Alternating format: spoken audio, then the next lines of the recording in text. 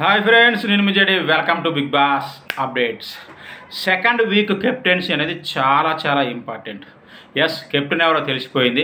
ఎందుకు అంత ఇంపార్టెంట్ అంటే నామినేషన్స్లో కామనర్స్ ఉన్నారు, కొంతమంది లీస్ట్ ఓటర్స్ ఉన్నారు. అంటే లీస్ట్లో ఉన్న వాళ్ళు వెళ్ళిపోతారు, కెప్టెన్ అయితే సేవ్ అవుతారు. సో ఆ రకంగా చాలా ఇంపార్టెంట్ సెకండ్ వీక్ కెప్టెన్సీ. మరి ఫైనల్గా సెకండ్ వీక్ కెప్టెన్ ఎవరనేది తెలిసిపోయింది. ఎస్, కానీ లీస్ట్లో ఉన్న వాళ్ళు కాదు. మంచి ఓట్లే ఉన్నాయి.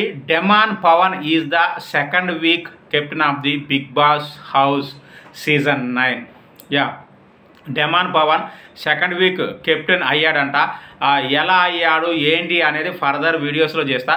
ప్రస్తుతానికి ఉన్న ఇన్ఫర్మేషన్ అయితే మోస్ట్లీ ఇదే.